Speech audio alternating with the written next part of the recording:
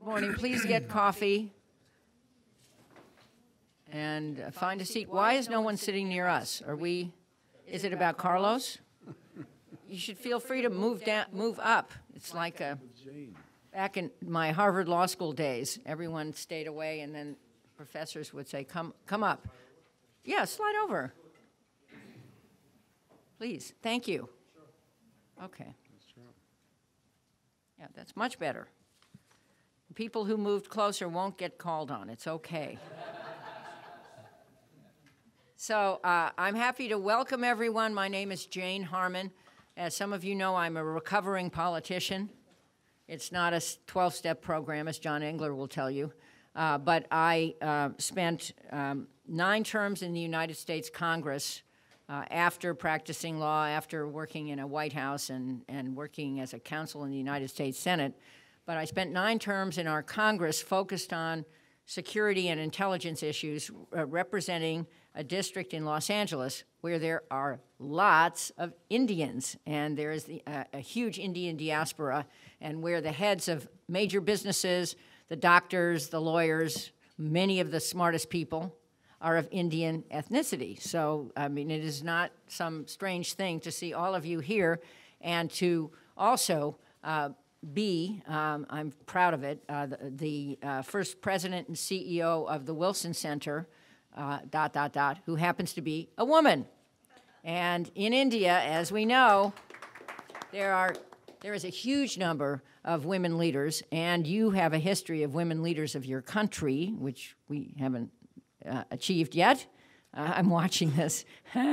Maybe someday soon, but who knows? Anyway, delighted to welcome you. The Wilson Center has a strong interest in India, and we have hosted over many, many years senior Indian officials, including prime ministers and finance ministers, distinguished Indian diplomats and academics. We have scholars who are Indians. We have writings about India. And one of the good things to mention right now is that the only conversation about India is not the India-Pakistan skirmish over Kashmir. There's which is a conversation important to have, and we actually had it last week. But the conversation that I think will have more long-term significance is the conversation about Indian innovation and the tech and IT sector and the ways in which it can work and is working with the United States and with countries elsewhere. So we're delighted to have that conversation today. We understand the importance of strengthening the U.S.-Indian economic relationship, and we really value the cooperation the Wilson Center does, and I hope our government does, with your government and tech sectors. So we're delighted to have a new partnership with NASSCOM, a group that among its many advantages is led by a very successful woman, Debjani Ghosh, and we're grateful to her and other senior executives from NASSCOM for being here with us today. Today's event marks the first activity between our Asia program and NASSCOM, and let me make sure you know who directs our Asia program. Is Abe here? There. Abe Denmark, a former Deputy Assistant U.S. Deputy Assistant Secretary of Defense who focused on Asia. That's Abe Denmark. And who directs our India work is Michael Kugelman, who is... Right next to you. Oh, right there. Well, that's why I didn't see you. And we also have Meg. Where's Meg? She's hiding there. Yes, who was I'm still not clear what your title was at the IMF. U.S. Executive Director of the IMF, who has been with us in various capacities over pleasantly a few years. So it's lovely to have her, and I don't know if we have other staffers here, but that's what we have. And this is our first joint activity, and today's event also marks the release of comprehensive new research by IHS, the first research of its kind focused on the impact of India-centric global services industry, across the U.S. And let me just make one more point about that, and that is that part of the reason that I personally am so excited to welcome you here is John Engler. I don't know where John is. I can't see John. John, who is a dear friend from many of his past incarnations, I think starting with when he was governor and then head of the Business Roundtable and then more recently head of Michigan State University. And I think you're very lucky to have John and to have Spencer Abraham and to have our keynote speaker among you. So, who begins our conversation today? He's not Indian. He, however, is Cuban and is a very interesting man and is another friend of ours, Carlos Gutierrez, a former member of the Wilson Center Board. That's his most important credential. He currently chairs the Albright Stonebridge Group, is a board member with our U.S.-India Business Council, and was previously, as I think you all know, U.S. Secretary of Commerce under President George W. Bush, and he also served for many years with the Kellogg Company, including as its youngest ever CEO. So Carlos always tells me that his views on things are evolving, but our friendship has evolved. Yeah, he says some things. Our friendship has evolved, and it is just my delight and pleasure to introduce, for some keynote remarks, former Wilson Center board member, the Honorable Carlos Gutierrez. Thank you. Thank you, Jane.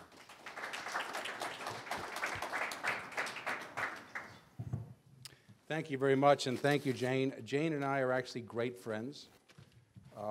Please don't, she's just kidding when she speaks about me that way and embarrasses me in public, but we are dear friends, and I think that the Wilson Center is very lucky to have Jane Harmon at its helm, and the change has been noticed. I just want you to know that. Around town, people who are engaged. So congratulations, and thank you for the invitation to be here. There's no question that things are changing all over the world. We're living in a time of great change, and I think the key question is this here to stay? What comes after? Do we go back to where we were? No one really knows. But some of these changes are, I believe, are a sign of some permanence of changes in the future. We're seeing three things that are impacting. One is, of course, the role and the advent of strong men. And I say men because they're all men. And we see that around the world, and ironically, and maybe not surprisingly, I would put our president on that list. There's one thing that distinguishes strong men, and it doesn't mean they're all military people, or, but simply that institutions become an obstacle. You know, institutions are just something that gets in the way. So they tend to go around institutions, they tend to create their own methods. We're seeing this very much in Mexico, so it's, it's not just the U.S. I'm criticizing, but we're seeing it around the world. And that, of course, is leading to decaying or debilitating institutions such as the WTO. And then two factors here that are really driving the situation today is trade and technology. And they seem to go hand in hand, but they're actually, the way we are managing this, they are at odds. And that's the part that I think is the challenge for all of you to make it part of the same solution and not create a situation or allow a situation where trade is very different to technology. I find it quite remarkable that at a time when we are very close to getting hit hard by some of these new technologies, and I say getting hit because there will be opportunities, but there'll be surprises. They have not come at scale. As much as we talk about artificial intelligence and the Internet of Things, and it hasn't arrived yet in a big way, but it will at scale. And when it does, I think we'll look back at this era and wonder, why were we talking about tariffs? Why were we using our brain power? And why were we using all of our muscle to go after trade deficits when what we should have been doing is talking about how are we going to deal with what's coming at us, and how are we as a world going to deal with that. There's been a lot of discussion about the new Indian e-commerce rules, the new Indian cyber rules. I wonder if Europe, China, India would have gone their own way had we been talking together about how are we going to deal with this brave new world. Ironically, as you well know, we have gotten into a trade war with China, trade skirmishes with NAFTA, the European Union. We have declared tariffs on Canadian aluminum because it threatens our national security. We have renegotiated our agreement with Chorus, South Korea, at a time when we needed South Korea because of our North Korea talks. It's been actually hard to put together what the strategy is, but we have created, I say we, the U.S., a bit of a warpath on deficits. The most puzzling thing is, why did we get out of TPP if we had so many issues and so many opportunities in Asia? And then what I worry the most about is all the CFIUS regulations, all of a sudden this nationalistic stance towards FDI, which is, I've never heard of something like that. Jay, not even from the Democrats. So, so it is an odd time, and I think we all need to think about this somewhat strategically. The Indo-Pacific strategy was announced with great fanfare in Asia. And the idea, part of the idea was that this new name would show the world that it encompasses India, and that India is a major factor, and India one day will be a major major offset to the influence of China. So it is a bit baffling. We are talking about not just that, but we're talking about a goal of $500 billion in trade in the next 5 years. Both sides, very excited.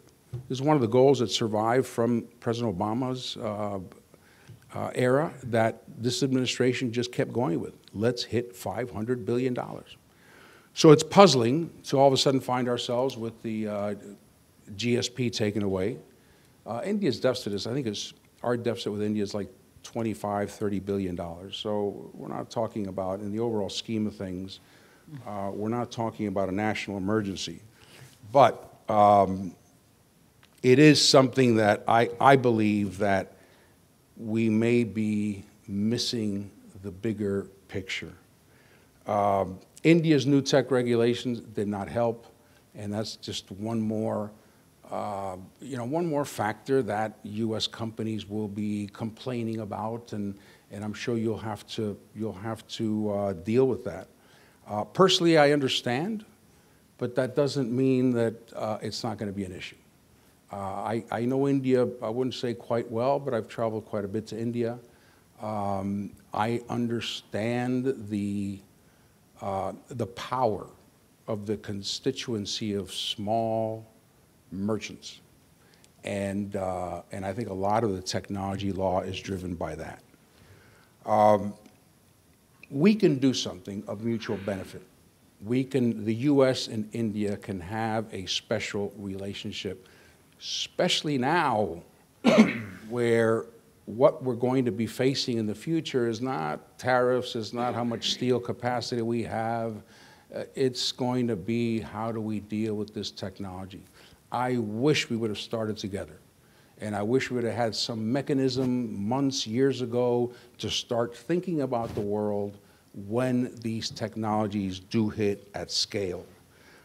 In the meantime, we know Indian companies provide employment. Indian companies have invested over $15 billion in the U.S. This is annual spending and foreign direct investment. So Indian investment in the U.S. is a positive factor. And I'll tell you probably the best way I can describe this is my own experience. We opened up, mentioned I was with the Kellogg Company, we opened up the India subsidiary in 1992, 93. And I realized very soon that we weren't just gaining a market for cereal, because India is bigger than India in that regard. What we discovered is some of the best talent in the world. So you look at today, Kellogg, as any other company in the world, there's Indian talent in every subsidiary. CFO in the UK, everywhere there is Indian talent. And that's where I think we are missing the real opportunity. We need to look beyond the numbers. We need to look beyond $29 billion trade deficit. We even need to look beyond just the mere investment and look at the value added that this relationship can create, especially now when we are all going to need help in dealing with these technologies. I hope that in your panels, you talk strategically about how you can do this, because today it's transactional. You know, today it's all about, you put a tariff on Harley-Davidson, well, we're going to get mad and do something else.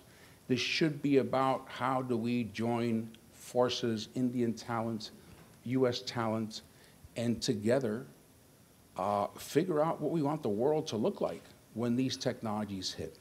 I think that is the big opportunity. I think that is the argument for this relationship, because it's real, it has an impact. Look around the countries, engineers, founders, executives, doctors.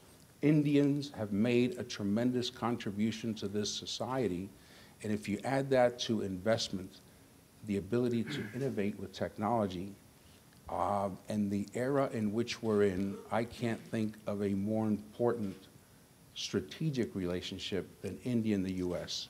And I hope that you help us make that case. So welcome, thank you very much. I look forward to the first panel. Thank you.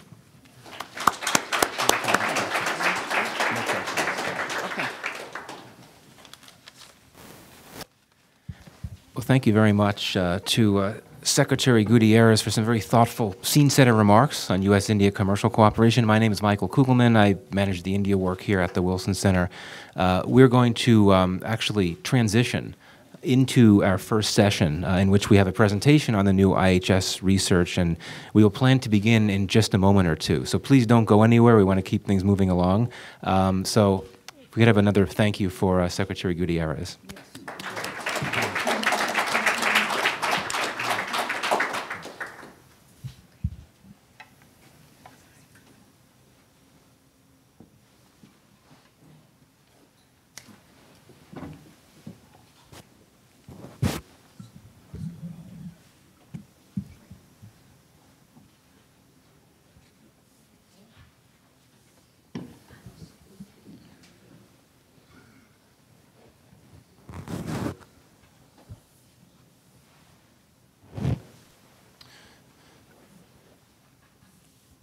So as we prepare for this first session, I just wanted to pick up very briefly on some of the comments made by Jane Harman and Secretary Gutierrez, and that's that we talk a lot in this town about U.S.-India relations, as we should, and we talk a lot in this town in particular about the U.S.-India defense partnership, and for good reason, because it's growing very quickly.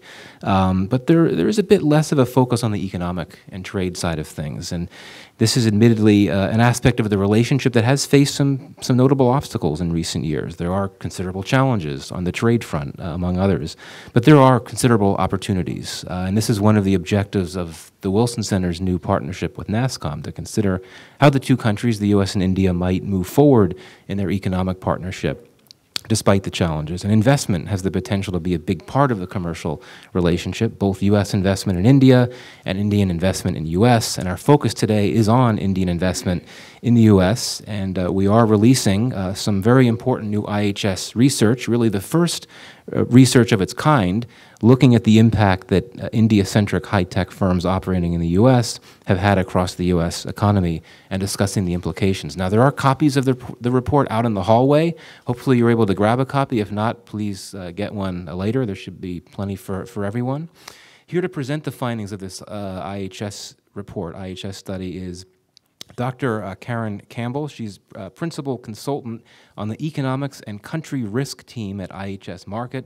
She leads projects related to resilience, entrepreneurship, and developing and estimating the economic impacts of future scenarios. She brings expertise in assessing the economic effects of strategic decisions and the economic impact of policies, both quantitatively and qualitatively. Prior to coming to IHS, she was a senior economist on the World Economic Forum's Risk Response Network team, and she was a senior research fellow at the Wharton School's Risk Management and Decision Process Center, and she holds a PhD from Temple University. So the floor is yours. Great. Thank you, Michael. And thank you, everyone. And I really just want to start off by thanking NASSCOM for inviting me here to speak today, and also the Woodrow Wilson Center for being great hosts here.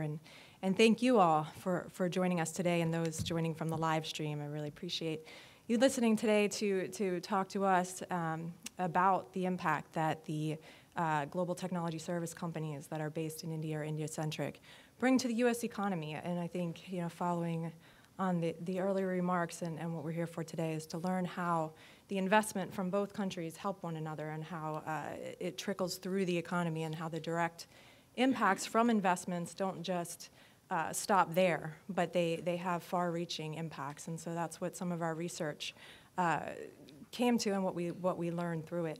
And so today I'm going to discuss two pieces of our research, two of the studies. The first is the Employment Trends Report, and the second is the estimates of the economic contributions that these companies make to the U.S. through those multiplier effects.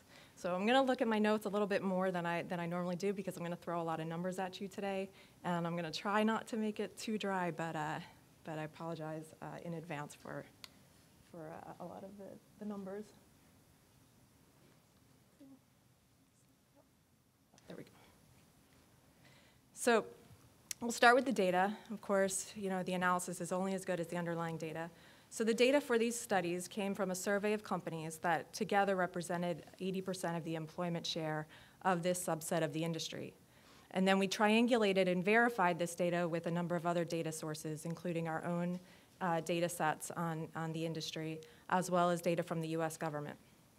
So the survey asked the companies to provide information that included their employment for the last 3 years, and this included both their occupation, the state where they were located, as well as their residency status and the wages that they were paid. We also asked for their detailed operating expenses and their capital expenditures, so that's the investment, particularly in facilities, technology, equipment, that sort of thing. And then lastly, we also asked about their charitable activities in the US. What we found is that these companies, which make up 8.4% of the computer systems design and related services industry in the US, has grown its employment more than the overall industry. In fact, over a percentage point faster than the industry as a whole, 3.8% versus 2.6%. In 2018, their total employment was over 175,000.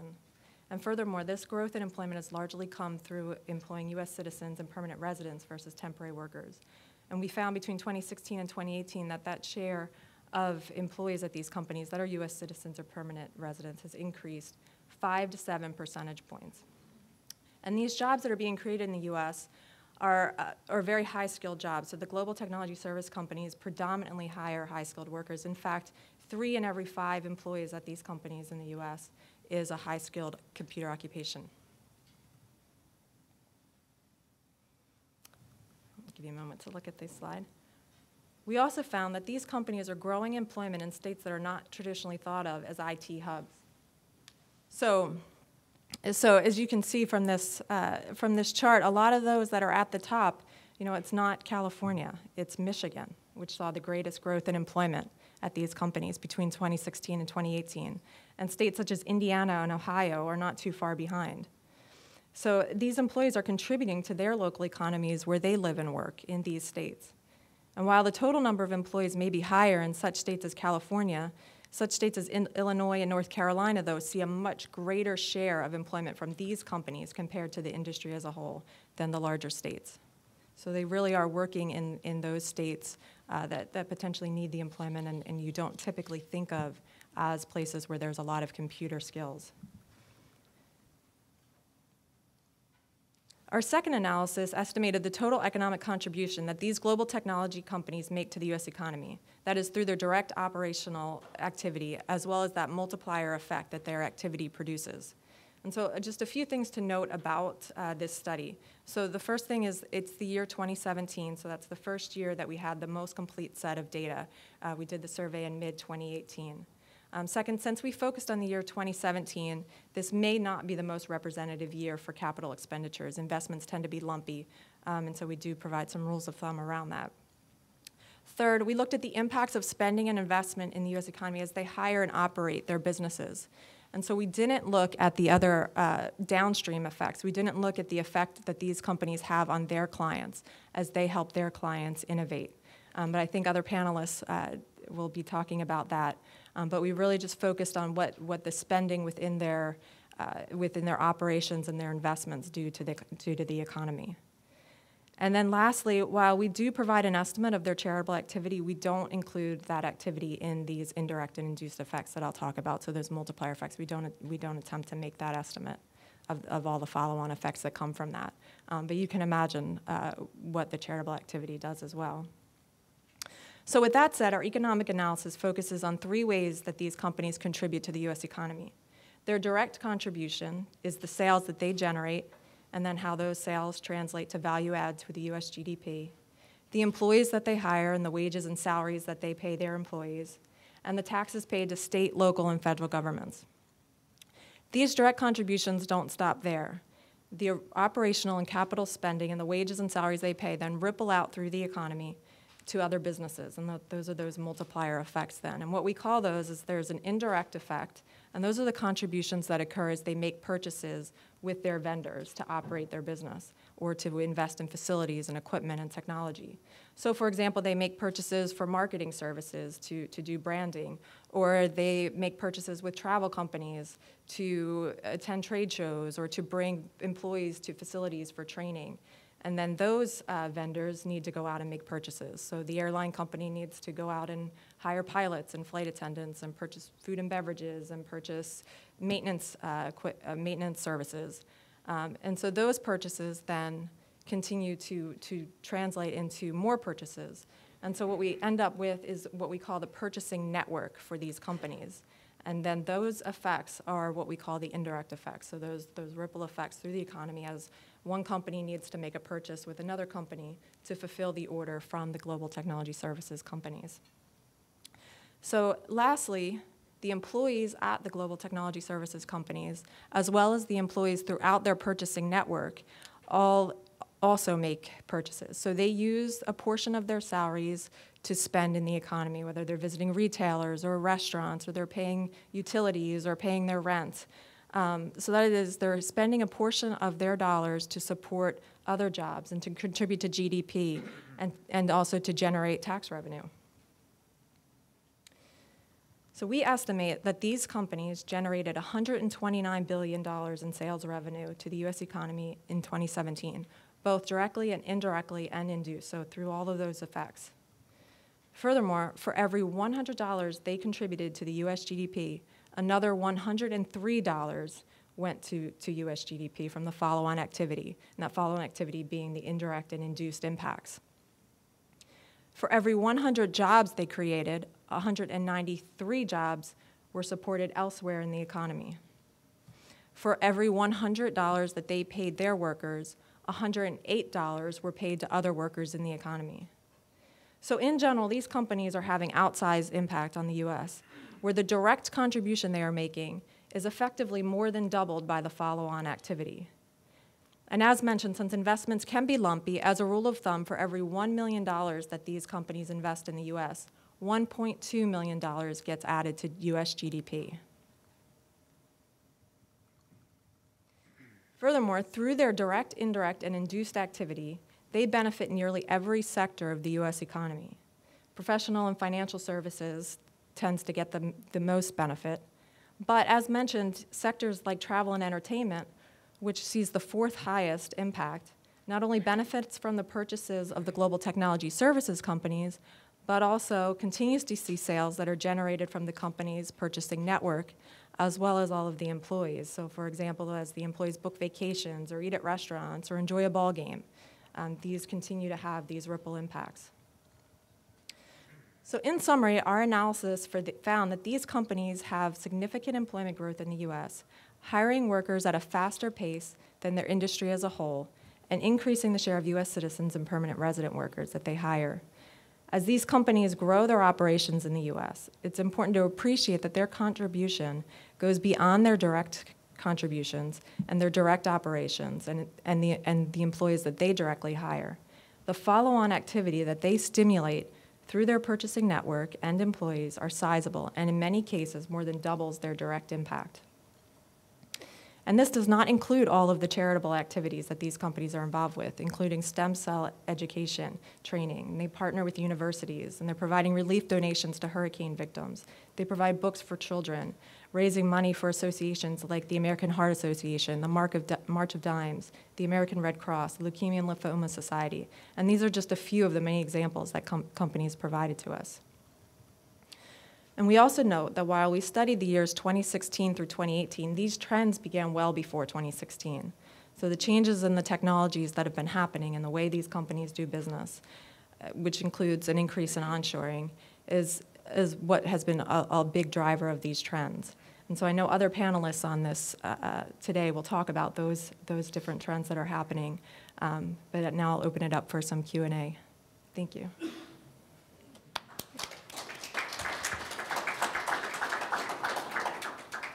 Well, thank you very much to Dr. Campbell for a very helpful presentation of some material and data that can be quite complex. I really appreciate your ability to distill it down to its essence, and it is quite striking. I'm going to open things up to the audience. I'm going to pose my own question initially, but then we'll pose things, we'll open things up to the audience. I want to try to hear from as many people as we can. My question is really a sequencing one. As I understand it, the main part, or the main time period for this research is 2017 with a bit of focus on 2016, 2018. Is there a way, and I understand there may not be, is there a way to gauge how the findings captured in these reports may differ from the pre-2016 period? So, you know, could you point to upward surges in job creation in this sector? Have contributions to the U.S. economy increased, or have these trends remained constant over the last few years? That would be helpful. That would be an initial question. But I think we should open things up to the audience. You could feel free to respond to that one if you'd like, along with others from the audience. I'll call on you, since even though it's a small room, since we're live streaming this event, you need to have a microphone in front of you before you pose your question, and we'd ask that you keep your question brief. So are there questions or comments that anyone would like to make? Okay, while we're waiting, would you like to try to answer that first question that I asked? Sure, thanks, Michael. So while we don't have the data pre-2016 from the companies themselves, I think what we heard anecdotally is that it was definitely a rising trend, and what we saw at least from 2016, 2017, 2018 was an upward trend. I think, you know, we can certainly extrapolate too on the economic impact analysis.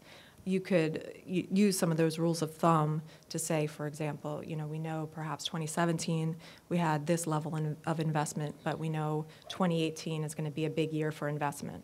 And so we can say, you know, going forward, you know, 2018, now that 2018 is over, you know, what was that investment? And then we can, you know, extrapolate out from there. You know, if it was, you know, I think someone said even 15 billion for all Indian companies. You know, we could extrapolate, you know, what portion of that is the Indian global technology companies, and make some estimates. It is a trend we've been seeing. I think other panelists too will talk about maybe some of those trends that have been building. Mm-hmm. Okay, thank you. Are there questions or comments? Yes. So we'll start all the way in the back. I think that's Chihoko. Yes. Yes, Chihoko Goto with the Wilson Center. Thank you very much for this very rich research paper. One issue that I hope you can expand on is on the innovation hub issue. If you could flesh out a little bit about which states have been particularly successful in attracting Indian companies in particular, and what kind of conditions make them attractive. Should I respond to each one? So let's just go back. So we can see which states have been increasing the growth of employment, so definitely attracting these businesses to them. I can't speak exactly to what are the underlying conditions of, what these states are doing that are making them attractive, but I think there's been a lot of training programs that these companies have set up that they've told us about in different states, and that's helped to, I think, attract not only the employees and people with these skills and help to build those skills, and then they tend to stay in those states. But you can see which states here are attracting the businesses and where they're growing their employees the fastest between 2016 and 2018. Thank you. There was another question somewhere in the back, I think. Oh, okay. Meg, yep. Thank you. I'm Meg Lundsager here at the Wilson Center. And I had a related question, but based on your answer, I'm not sure that's been part of your work. But just in terms of, have you noticed states or localities offering incentives to get the investment to begin with? I mean, I'm interested in what impact that has, because it seems like a lot of what the data you're presenting, it should stand on its own in terms of the benefits to a local region. But I'm just curious if you perceived any competition in terms of attracting the investment to begin with. Thank you. Right. That's a great question and great follow-on research, because it's not something that we looked at particularly. So, we took it as, here's the states that are growing employment, but we didn't look specifically at what incentives they've been offering or what might be the attractive forces. But somebody else? Yes, absolutely. In fact, I was just going to invite that. Yeah, please.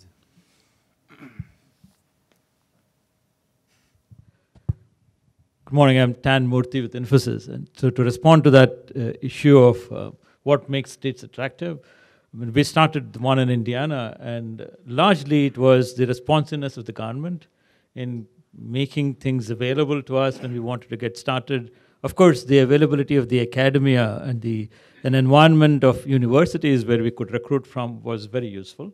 So both the talent availability and the responsiveness of the local governments and the state government made a difference. Anyone else want to weigh in among the Indian executives? No? Okay. Okay, we'll pass the mic down to Governor Engler. I will say, watching and looking at some of the investments that have been made, I think one thing that's interesting about a lot of the tech companies is that they have locations and they have work that's across the country, but there are existing economic development programs in the states that anybody who's expanding can take advantage of. But I think there's been a remarkable small amount of trying to do an Amazon where everybody has to go out and compete. I think that's where you're kind of going with the question. And I think that, as the gentleman mentioned about Indiana, it's the environment in the state. But if I look at Colorado, Texas, even Michigan, Minnesota, a lot of these are taking place because that's where the work is, and there's a cooperative relationship. But it's not an idea that we're going to compete everybody against everybody else. And so it's actually nothing more than the programs that are there for anybody expanding in that particular state, but it hasn't been a bake-off. Yeah. Other questions or comments? Yes, please. Yep, you can go first, Jonathan. So on the nature of the investments, I think it's interesting to call out. Now, I'm someone who has just recently graduated college students. Wipro, Infosys, both have invested on closing the gap between college and experience. Okay, and we have a huge problem in this country. Anyone who's had a child graduate from college knows how hard it is, even in full employment, for these kids to go to. And both of these firms, as others have invested in closing that gap. And not in tens, but in hundreds and potentially thousands. And that's a huge contribution to our country. We have this enormous problem, and if those of you who have college-age kids or recently, you will understand the need for this. And so there's a qualitative nature to this investment, which I think is really important for us to bring out. I think there's a question all the way in the back. Jeff, yeah. Karen, thank you. That was a great presentation.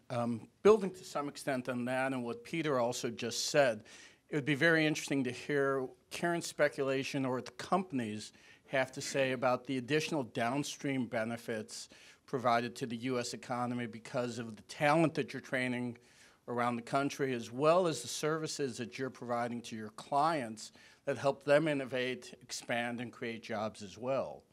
So if the companies or Karen have anything to offer on that, that would be great.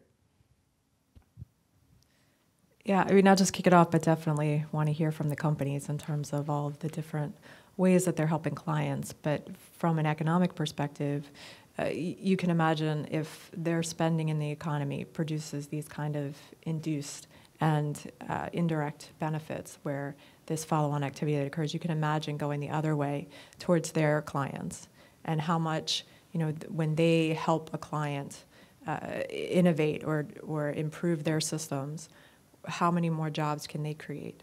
And then what does that allow them to purchase in the economy? And then who do they purchase from? And you can create, the whole purchasing network going the other direction, and you can imagine the significant benefits, particularly when you're helping with productivity improvements, because productivity improvements obviously, make the potential GDP, as we say in economics, go outward. So when you improve the productivity, you're not going along the curve, you're actually pushing the curve out. And that's where you get real growth and real economic value. So, I mean, the companies can give much more tangible examples, but that's just my opinion in terms of what the benefits are in a qualitative way. Any other questions or comments? Yes, right here, sir. The $57 billion number in terms of value addition by itself seems a very significant number. But is there any way by which, the significance of that number, some kind of a comparative kind of a thing that brings out the significance? Is there any way you can throw light on that? Sure, that's a really good question. We can think about, what is 57 billion? We'd have to think about, some tangible comparison. But yeah, I'll get back to you on that. That's a good way to think about it. What chunk does that look like? Is that the size of a state government, for example? It very well is more than some state governments. Yes, right back up here. Thank you. My name is Sri Krishna. I work for Hexaware Technologies. So I think it's useful to provide some examples on value. As much as there's value from the velocity of money, doubling or tripling of value, as Dr. Campbell spoke about, I think the far bigger value is in the work we do for clients and the impact it creates for clients. And I want to give one example. If you're in DC, the company's financial system, mortgages, 90% of its balance sheet is held by two companies. And the federal government has mandated that both of them develop a common security standard. So right now, each of them buy up loans from mortgage originators and sell them back to investors as different securities, even though they could actually be selling the exact same set of securities. And there's a mandate that both of them develop a common securitization standard. And we are actually, an example, or integral part of making that happen. And it's actually crucially important for stability of our financial system. And I think that's an example, and I'm sure, there are literally thousands of such examples. I think they are far more important than the numbers and the economic value. As important as they are, I think the work we do for clients is more important than that. Yeah, please. I just want to bring out another component which we talked about briefly Dr. Campbell, which is on the CSR elements that organizations, right? So what oftentimes tends to be forgotten is that we're very much a part, an integral part of the communities here in the US where we work with, right? So whether it is doing STEM work in terms of upskilling people in schools, working with teachers to upskill students, distribution of books, setting up. So a big focus on being a part of the communities, a big focus on upskilling of talent, because we recognize, like the rest of the world recognizes, there's a huge shortage of talent globally. And so whoever has talent wins. And so we want to service our customers here well, and so build the talent both to support them as well as build the talent within their organizations as well. So one of the things we do actually quite actively is oftentimes work with our customers to help upskill their own employee base as well as a part of the work that we provide for them. So, I think we have time for one more question or two, if there are any. If not, well, that's great. Oh, sorry. No, good. Sorry, I'm with the National Governors Association, so I just kind of wanted to pull on the last statement there. Secretary Gutierrez alluded to the battle against FDI. So I was wondering what the companies in the room are doing to kind of message those impacts to the communities, kind of make them aware that it's because of these foreign investments that they're able to have this growth, see their workers enhance their skills, and anything of that nature.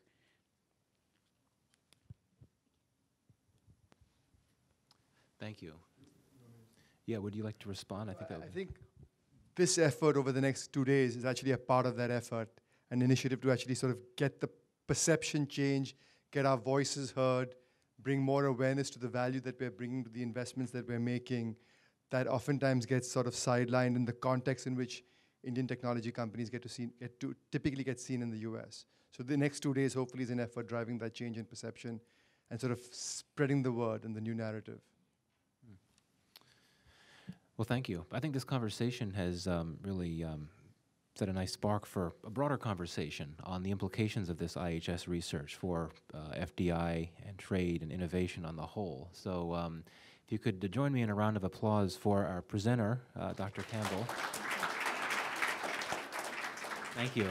We're going to start the second panel, the second session, in just a few moments. So I would invite our panelists for this next session to come up, and for the moderator, Dr. Ken Hughes, to come up. And we'll start in just 2 minutes, if not less. Thank you.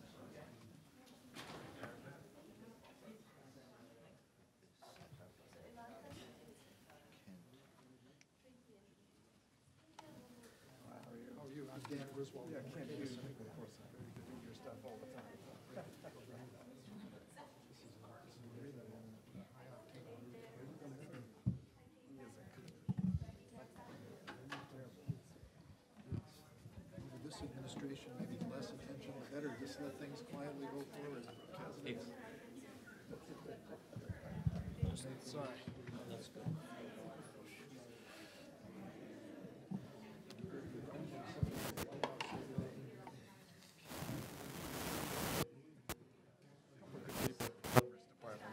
I agree. There's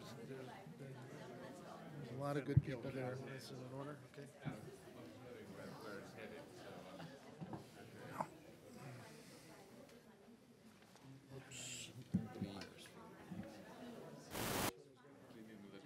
Yes. Okay. I'll go get another chair. A little crowded up here today.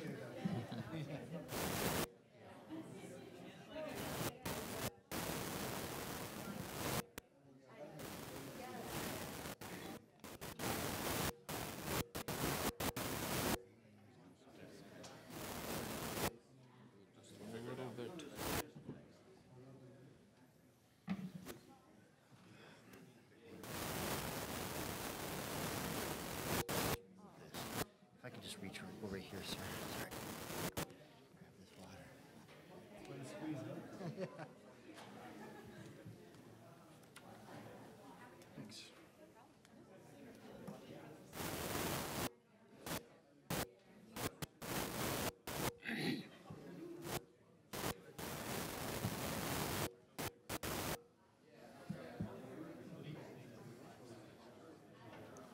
So how long have you been in Indiana?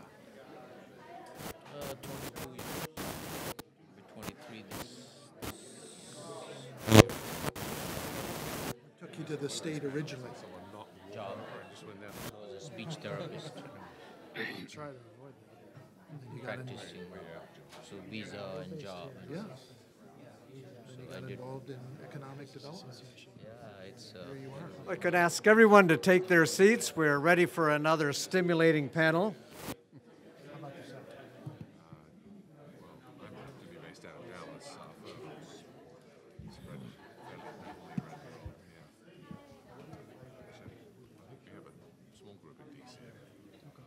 Get that last cup of coffee, although I don't, this panel is going to be so stimulating, I suspect you don't need it. To try.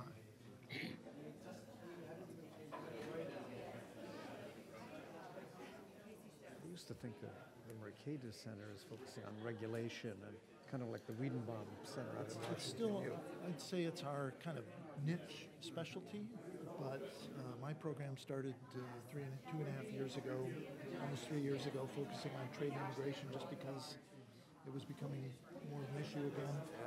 We have programs on healthcare, on taxes, spending. We had a big kind of blockbuster study on how much Medicare for all would cost. Which was $32 billion over 10 years. That got some headlines. We have to update. We have to update senators. A trillion here, a trillion there. Exactly. Yeah. Actually, yeah, $1 trillion over 10 years isn't all that much these days in federal spending. Yeah, You're exactly right. It's one of them. There's a list of frustrations for me. We spend twice the OECD average on healthcare. Don't cover everybody. It's not clear we get, on average, better results. It's a system.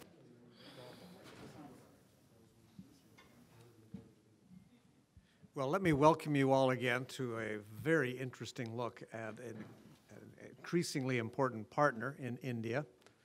I know I see myself, I'm very involved in something called First Robotics, and I see so many young people who are Indian Americans, and so many of the volunteers and the judges are Indian Americans. I was sitting right next to one over the weekend, and so I see firsthand the kind of contribution that the Indian companies and Indian immigrants are making to our whole innovation sector, future innovators, you might say. Well, we have a terrific panel today. I'm going to be very brief in the introductions. We have asked them all to speak only 5 minutes, which is, I'm lucky we don't have too many academics. Their reaction is, I have an hour to talk to my students. What do you mean 5 minutes? And then we'll have some time for penetrating questions. Let me just start with the list that you have there. We have Peter Bender-Samuel from the Everest Group.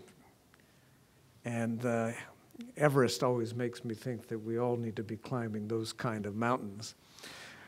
Jonathan Sanford going to have a perspective on one of the questions that came up with regard to international investment, how we welcome it, how we attract it, how we often invest overseas as a country as well. And then Raju Chintala we have from really not only India, but Indiana, who very active with regard to economic development in Indiana. He has a great deal of institutions and organizations that are actively involved in the U.S.-India kind of exchange.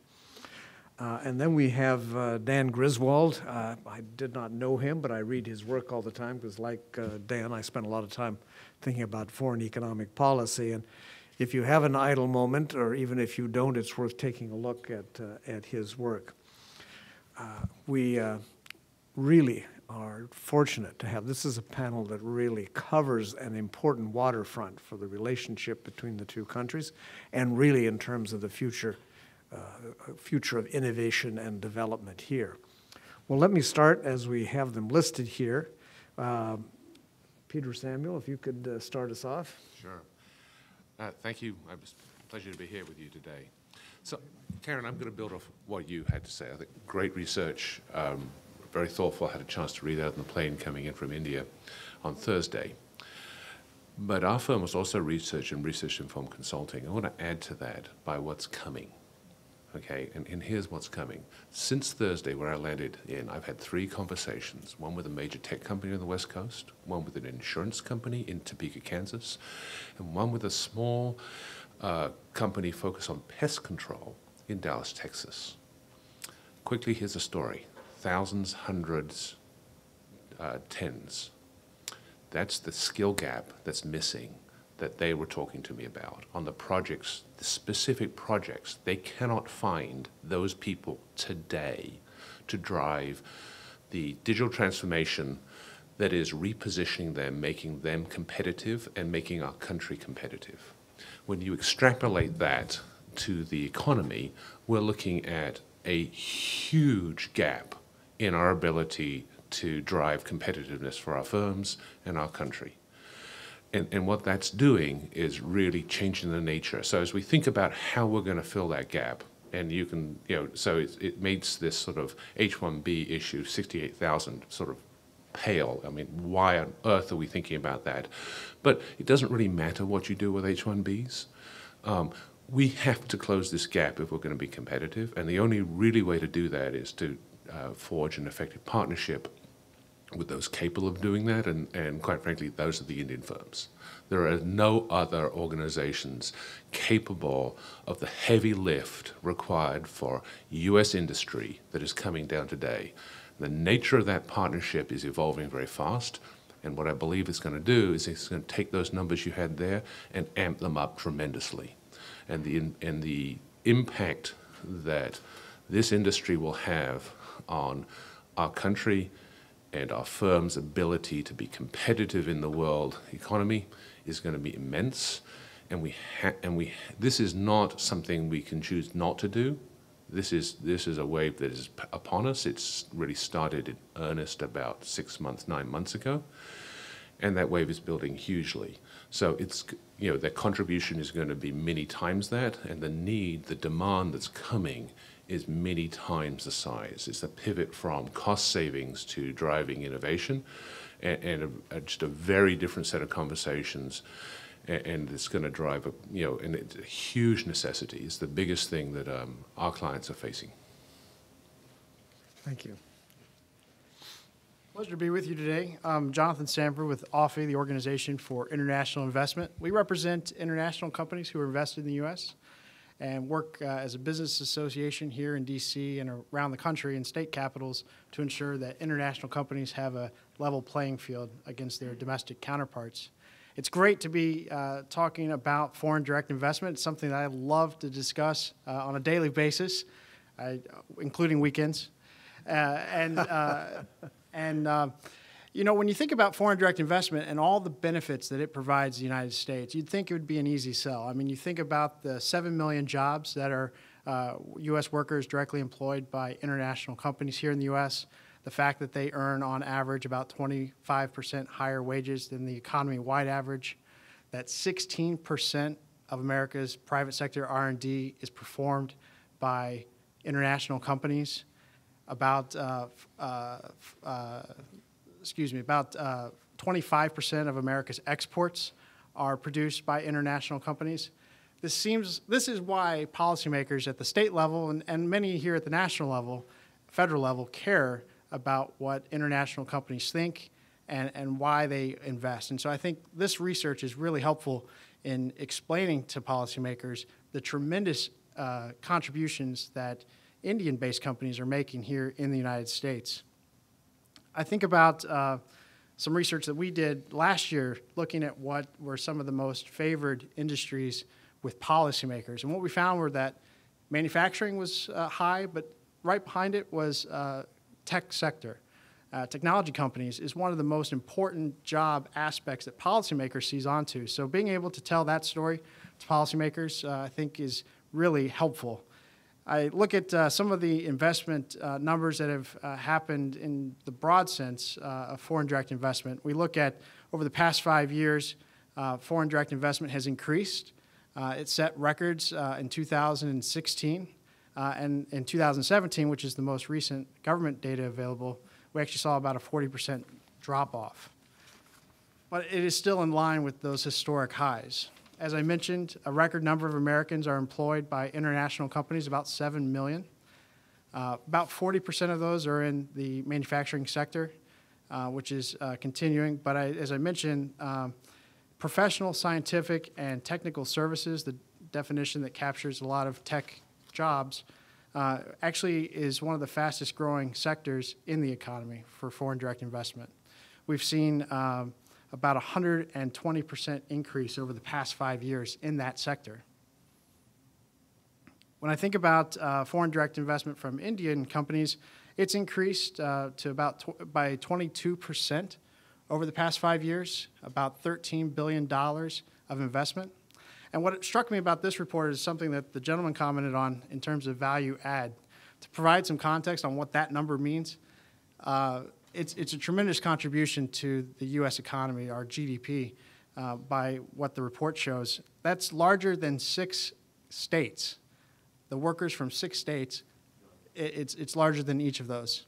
So to give you some context, if it were a state, if this industry, the subset of industries was a state, it outperforms 6 of the U.S. states in terms of the value added to the GDP.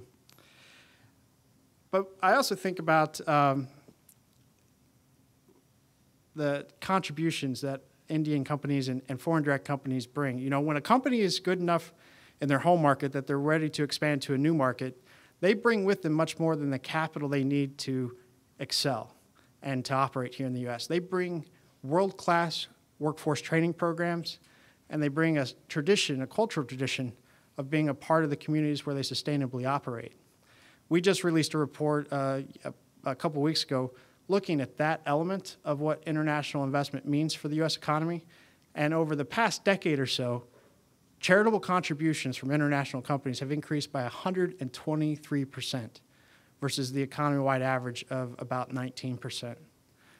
So it's a really strong reason why policymakers, and you see this in states across the country, are eager to attract international companies to their backyards. I think about this report highlighting what Tata and TS Services has done with disaster relief and what Wipro has done with STEM education. We've featured some of their work in Missouri, but also with all the books donated to the students and schools in Texas after the disaster struck there, the hurricane struck there. It's really tremendous, and it's a great element to the story that I think is really important to continue to tell. And with that, I think I would just maybe pass along, but I would just say also, when it comes to the research and development piece, that's an area where people may have a misconception about what companies do in the U.S.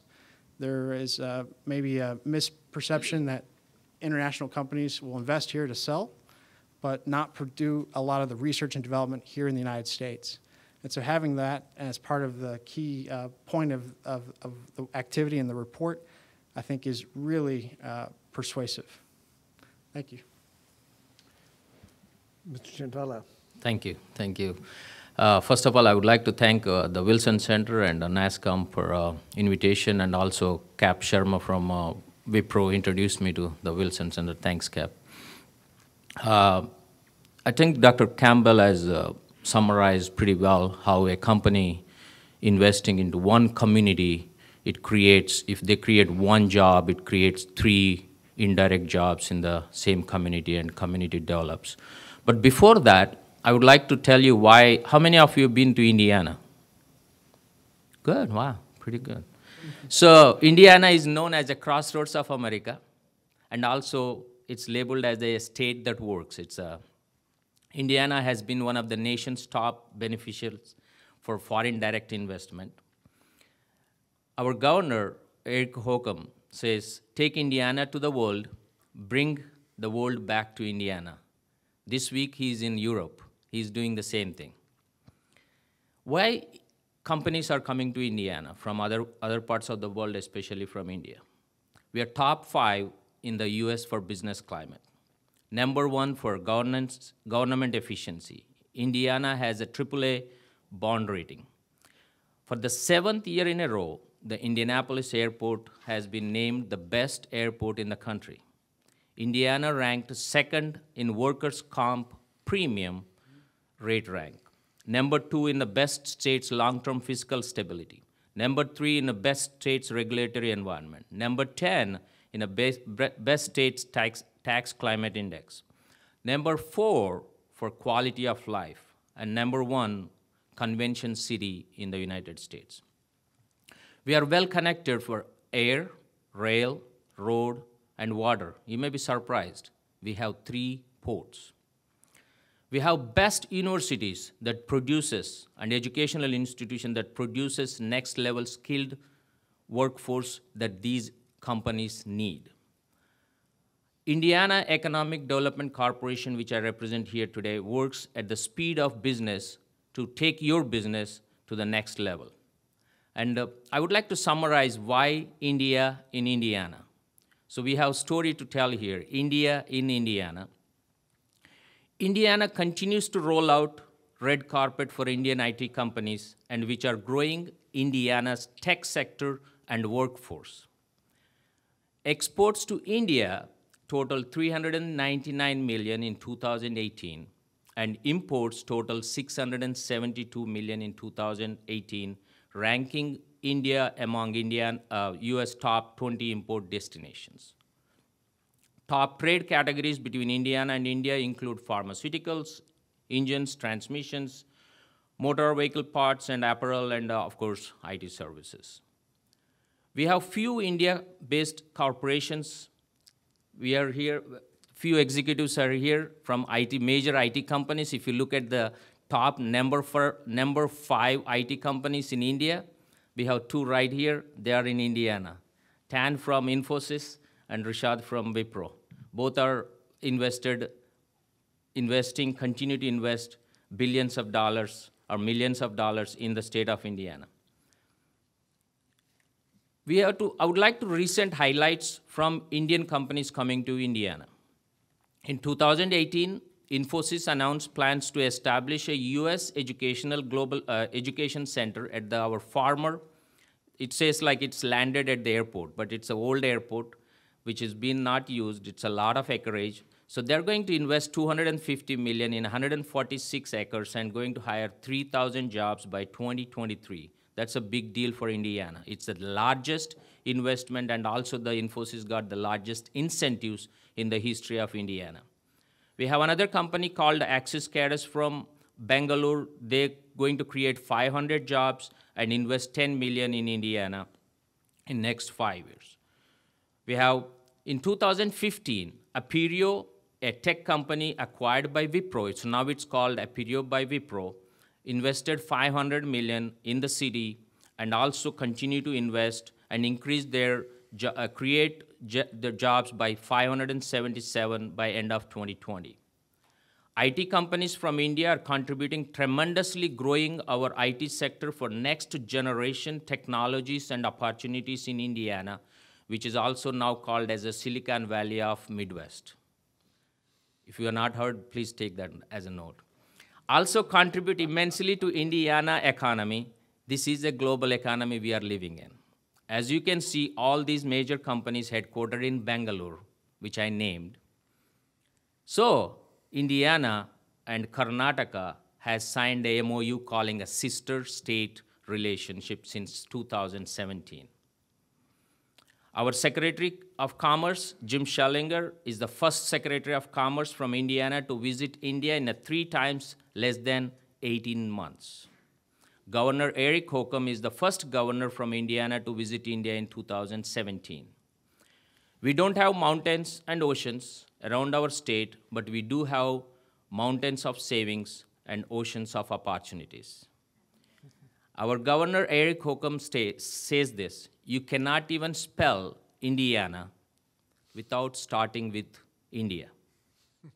So I extend a kind open invitation to all executives in this room to come and visit us, and we will showcase our Indiana, a state that works, as we take it to our next level. Thank you very much. Indiana is famous for one of the biggest races in the country, the Indianapolis 500. And listening to this presentation about Indiana, it seems like they're still racing But in this case, moving forward, not just going in circles.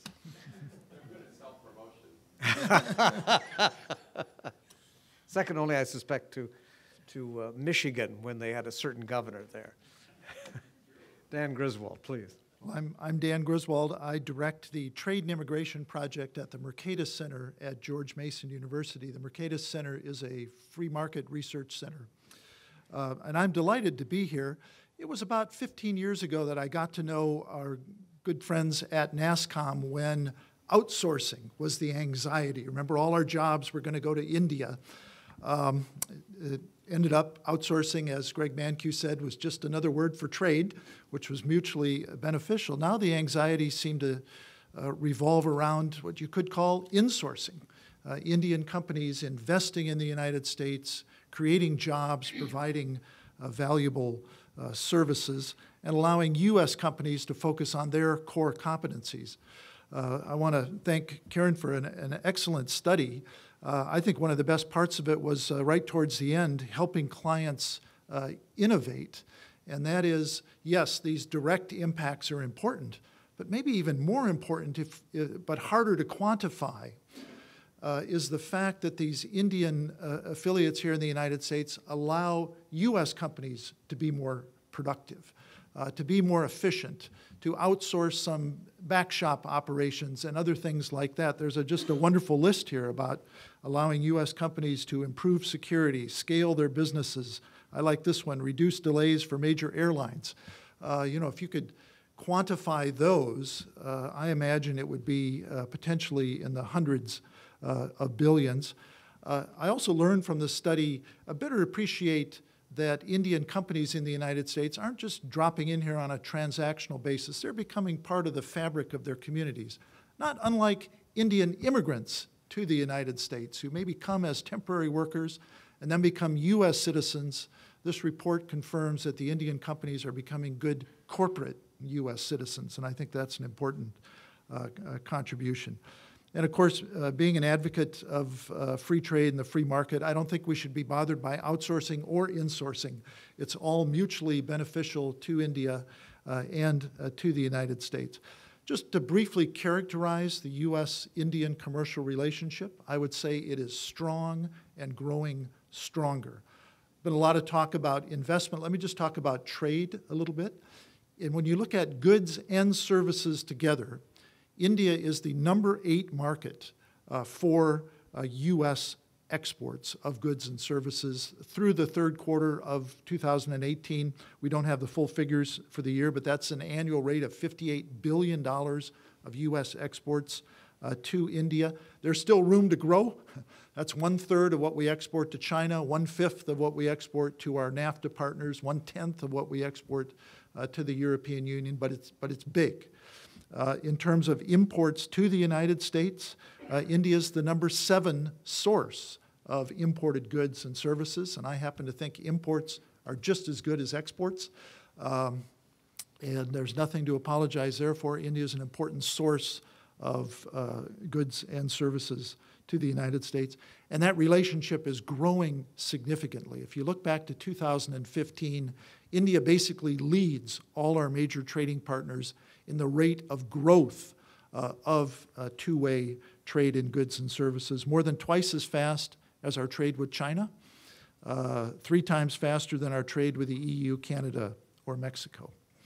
I was asked to just say a few things kind of looking forward about the Trump administration's approach to some issues. You know, the president hasn't talked that much about trade with India. He seems to be more interested in NAFTA and China. I think that's probably good.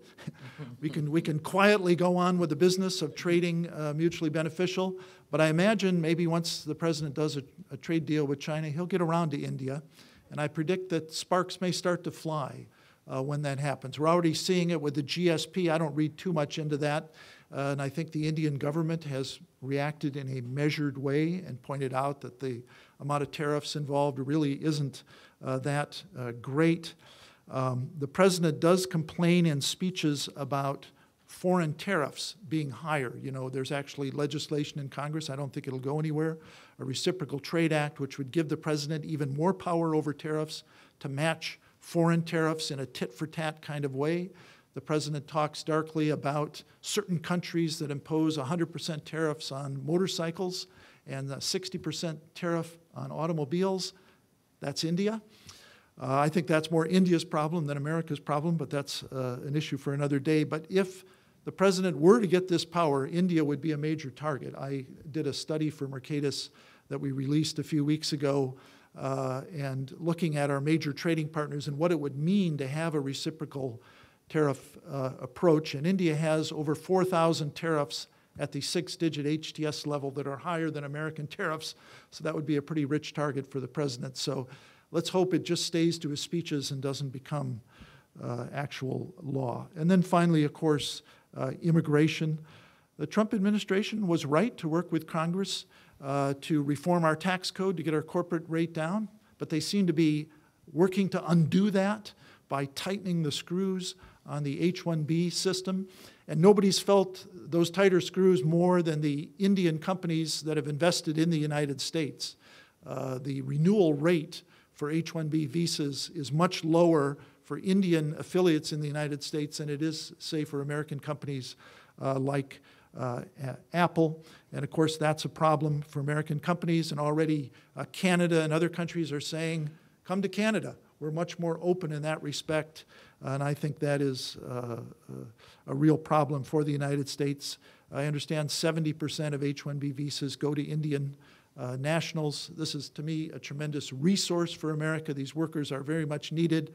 And as many as possible that can roll into an employment-based green card, the better, which leads me to a final policy advocation. That is, we need to get rid of these really discriminatory national quotas, the 7% quota. That causes the long backups for green cards from India and China. There's actually a lot of support for that in Congress. There was a bill in the House that had over 300 co-sponsors in the last Congress to do away with that cap. I think that should be something NASSCOM should be looking at.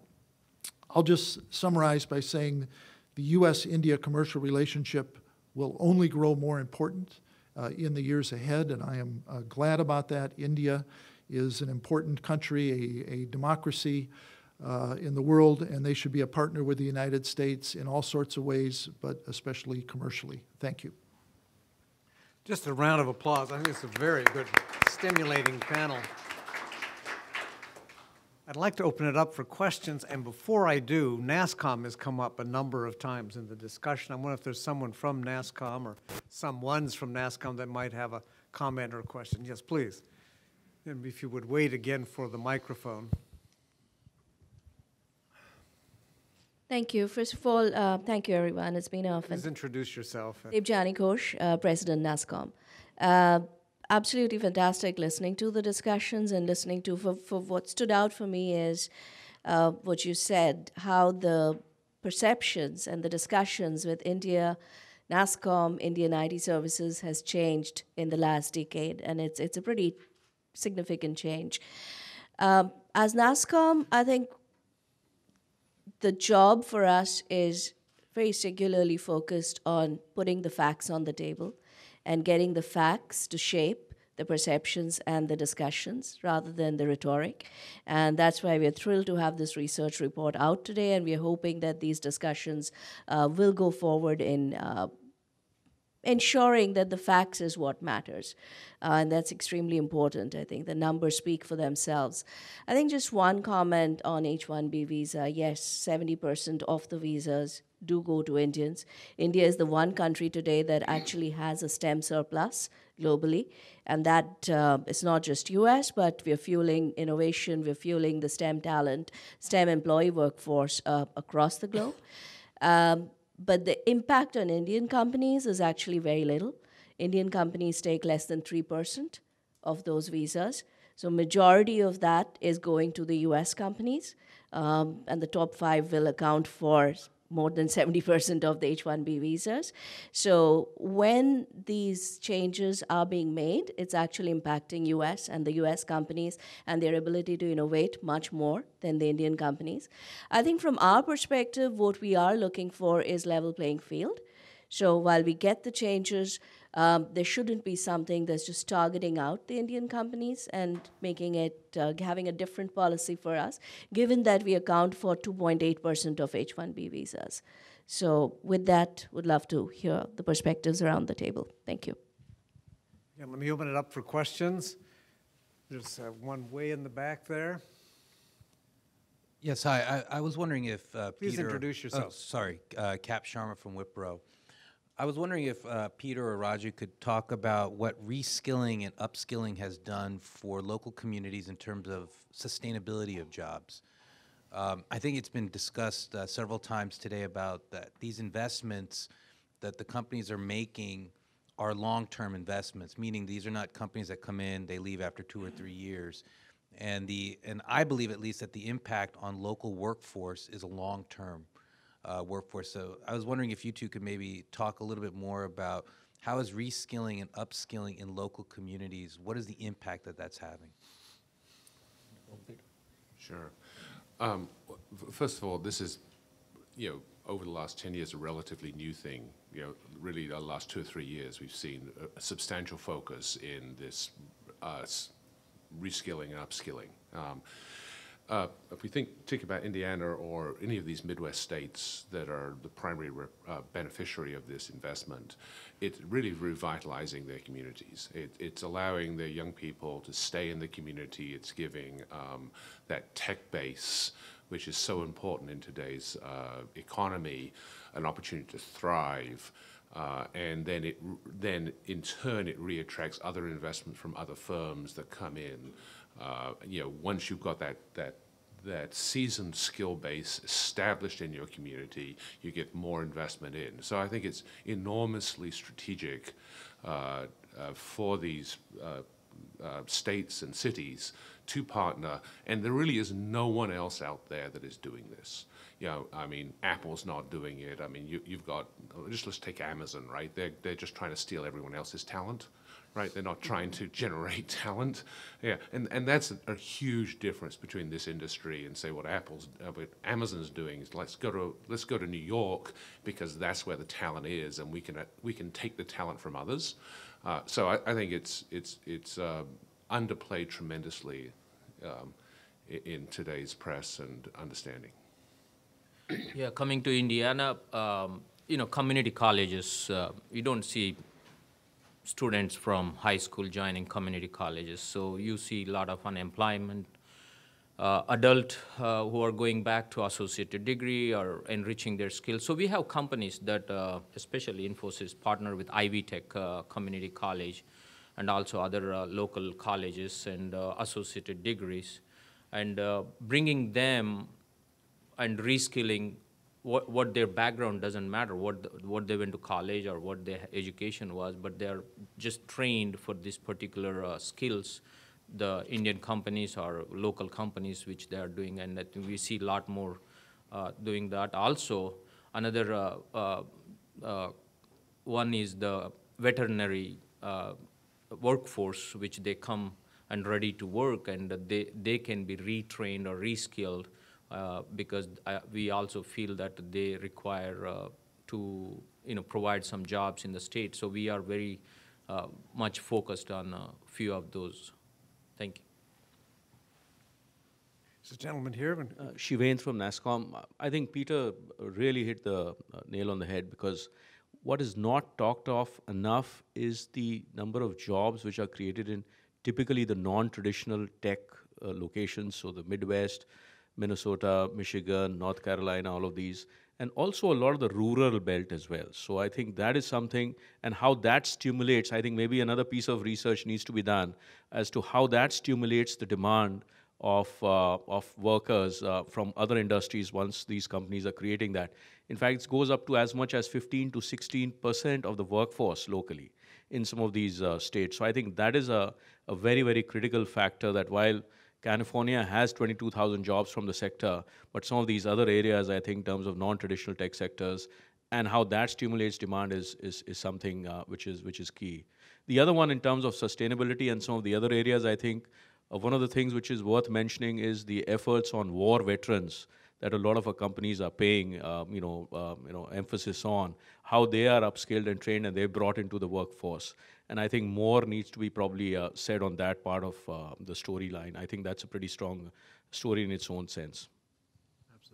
It's an interesting thought that we really are looking not at just Silicon Valley. We hope to have Silicon Valleys dispersed around the country, and that ability, particularly in rural areas, to stimulate the right kind of education and the opportunities to attract, particularly when you do it online. You can be anywhere, but you have to have the skill to do it.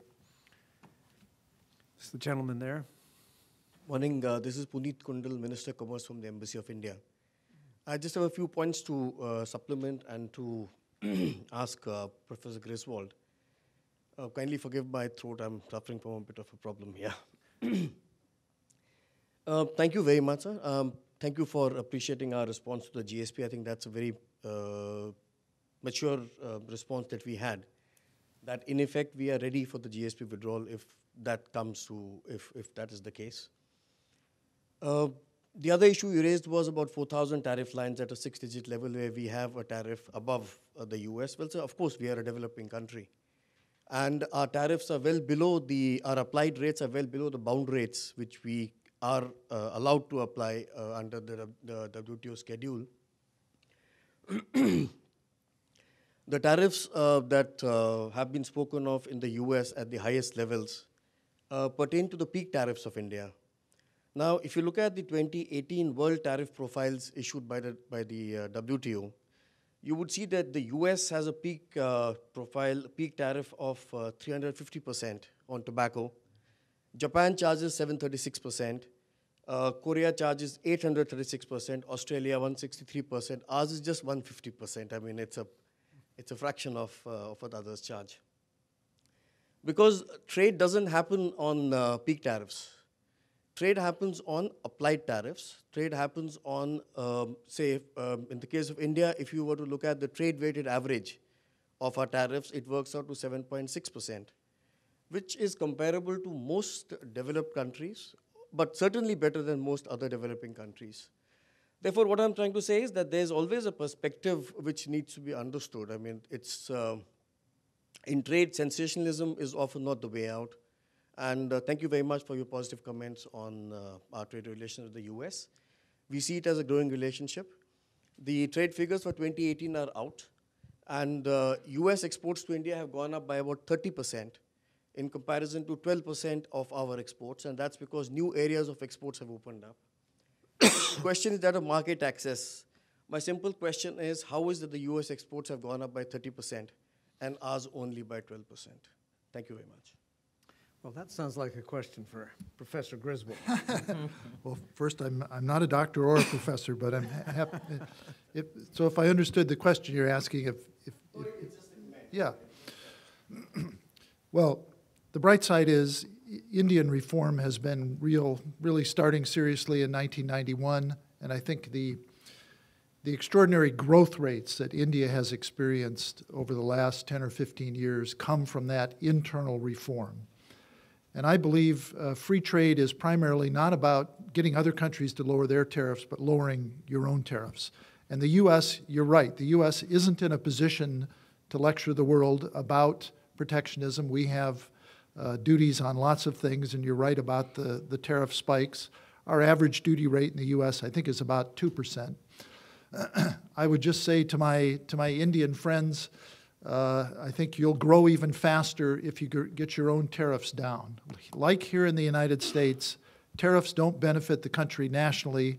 They benefit a few protected producers at the overall expense of consumers around the country and at the expense of the country's economy overall. I think one reason why India is still a developing country is because it has those high tariffs. And the sooner you get those tariffs down, the faster India will grow, and it might have the side benefit of creating even better relations with the current administration. I want to pose a question to the panel. Something that didn't come up is the very clear role of Indian graduate students in the STEM field.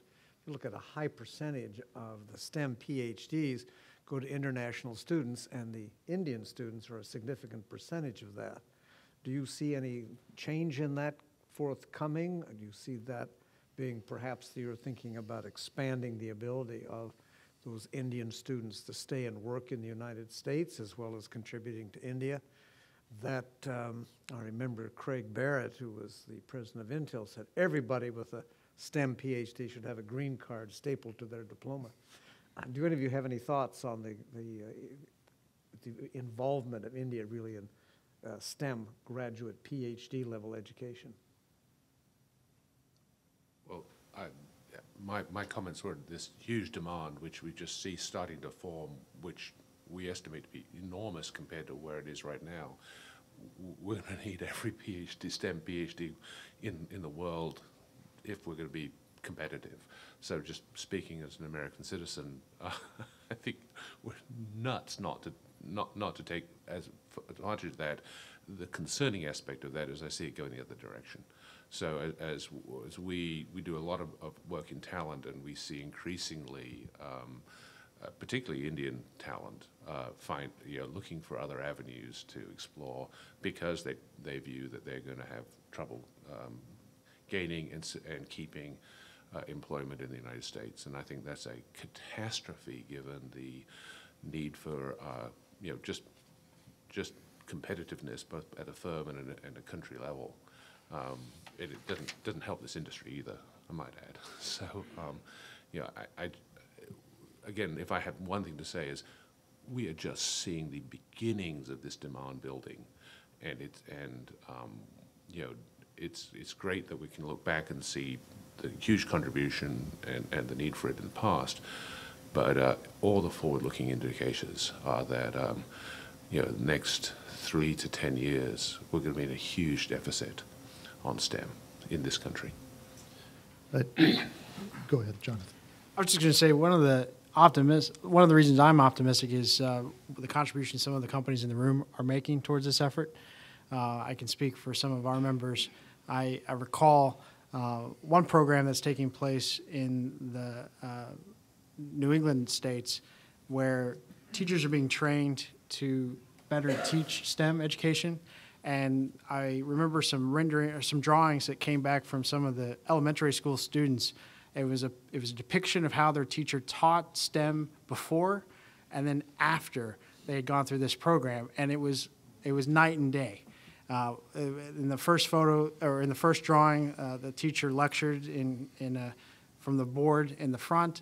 In the second drawing, the teacher was moving throughout the room, checking, and they were very hands-on activity learning.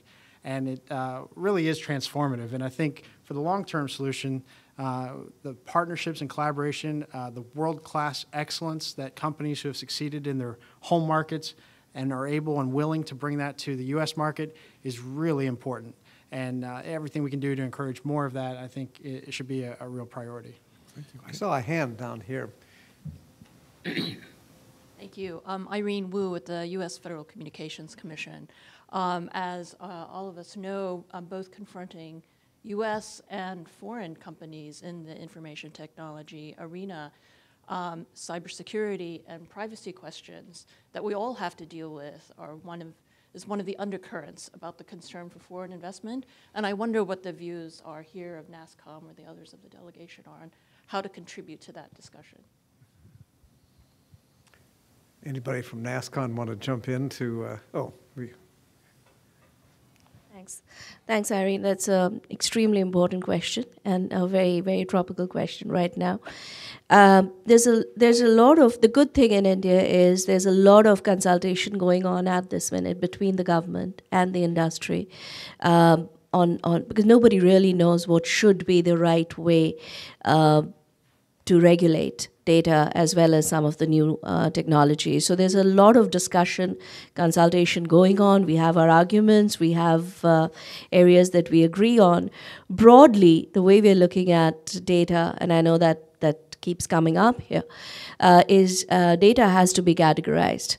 right? So there's very sensitive data which can cause bias, and that's what should definitely be in the country, because that's the one you want to protect. For the rest of it, I think what's really important and what we're going to see is much more of data access agreements between countries to figure out who gets access. And that's sort of roughly the thinking. I'm definitely not speaking on behalf of the government, but this is what the industry is advocating, is what we have to think through, because we do feel that data is going to play a big role beyond just tech. Going forward. And we have to be prepared to ensure that we have the right balance between innovation and security. It cannot be at the cost of either. So figuring out that right balance is frankly the big question mark right now. The good part of it is there's a lot of discussion going on.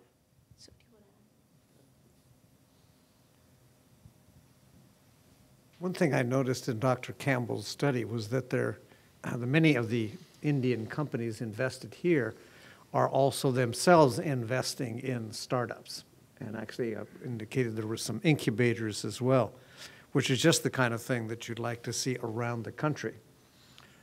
I wonder if any of you have any comments on that. I'm thinking of Andy Saxenian's work, who was kind of a Boswell for Silicon Valley. I noted that a high percentage of startups were funded either by Chinese immigrants or Indian immigrants, and they were now themselves forming venture capital firms to invest here and in India. And if you've seen any positive impact of that kind of U.S. participation in the innovation sector in India itself.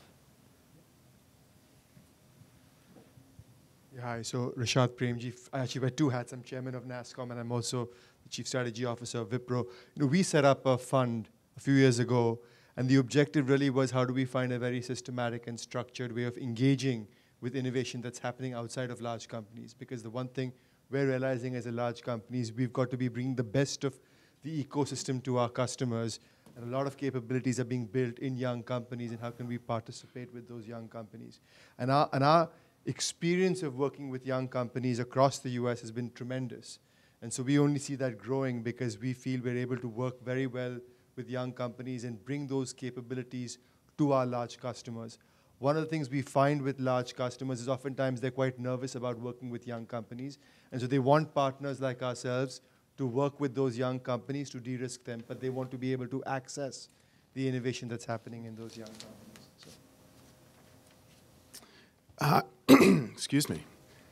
My name is Arthur Phillip. I'm with HCL. I'll just add to this conversation. So the investment that we're making from a point of view of looking at young startup companies has been significant. We tend to look at it as a broad ecosystem of partners, both in the U.S. It started in Silicon Valley with us back in 1988. And we've had a very strong partnership, not only with universities and companies that are on the rise, but with the financial markets, Wall Street, in London, in Asia. The point being, it is an ecosystem, right? So you have to nurture and bring people along, especially not just the companies coming out of university.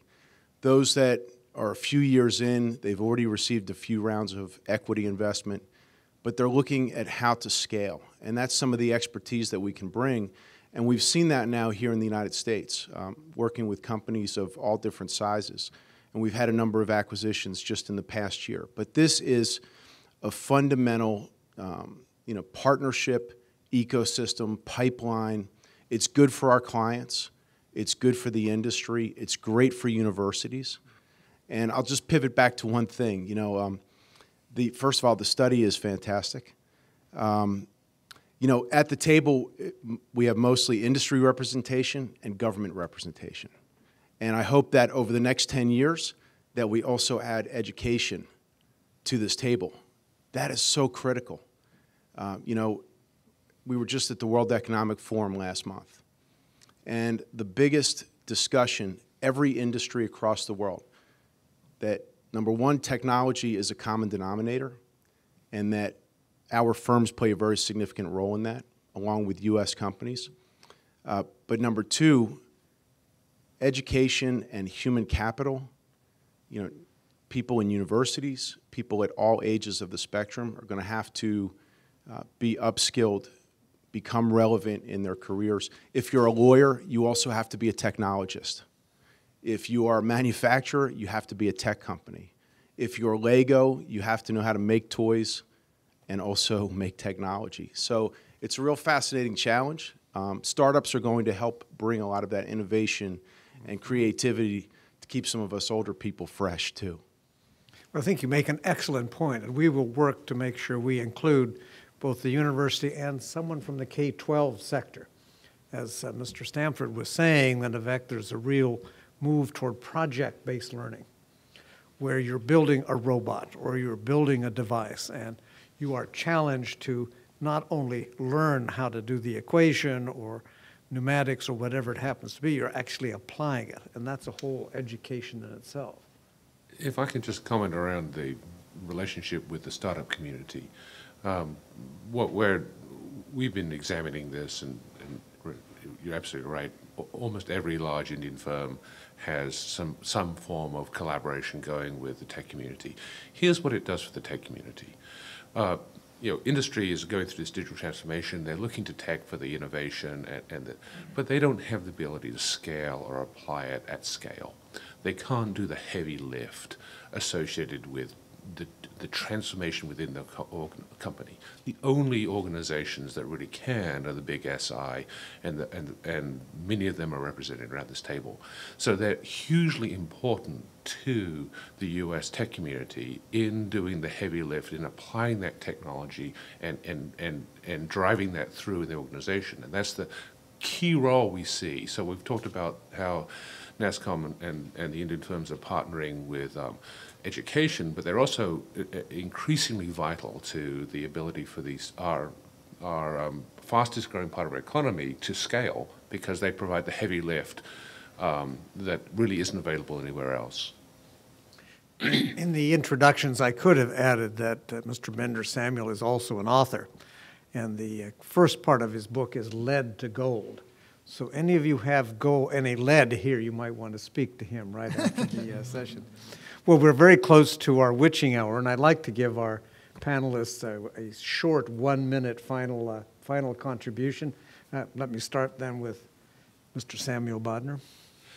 Yeah, look, I think the role of NASSCOM and the Indian firms are completely misunderstood in this country. We see them as taking jobs away from us, although that they have taken jobs offshore. That is hugely changing. They are now sort of central to our competitiveness, and we have no alternative, even if we wanted to, not to form a much deeper relationship with them and this industry.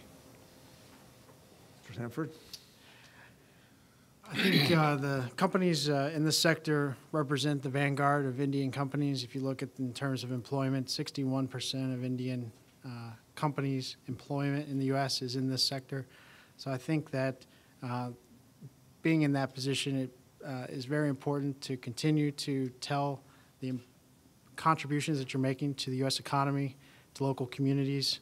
I think it's very persuasive, and information moves perception. I can say that from some research we've done, people have a generally positive view of international companies, despite what you might read in headlines. So don't feel like you're under assault. I think for most Americans, you're very much welcomed. And I think continue to tell the story will only help to further improve those perceptions. I just want to add this Indian students coming to Indiana.